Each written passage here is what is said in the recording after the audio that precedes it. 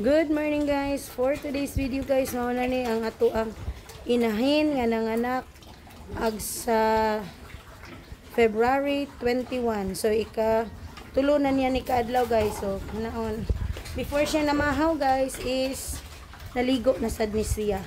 So tulo ka adlaw na to siya niligo kay makita man nato nga okay ra ang iyang pagkaon. Wala ra siya hilante, wala siya ning kalma og kaon. So makita po nato ang iyang cakes guys. Oh, hinlo kayo, buot pasabot, wala siya infection sa ilalom. Mauna nga dili ra gyud maapektahan ang iyang pagkaon.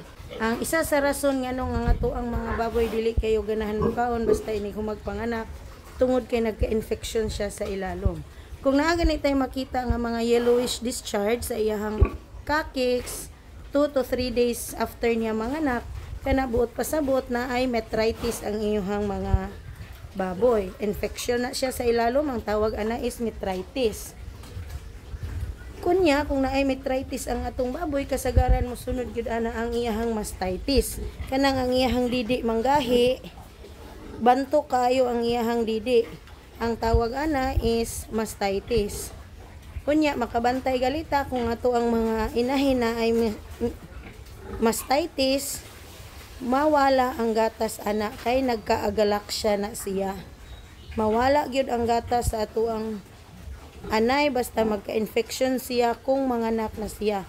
Mao na guys nga kami dinhi sa amo ang tangkal kana siya unang anak man sad na siya namo nga baboy.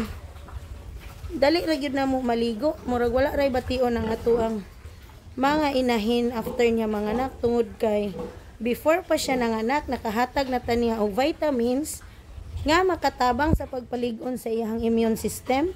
Unya nakahatag na pud ta og antibiotic before siya manganak. Kay ika nga prevention is better than cure.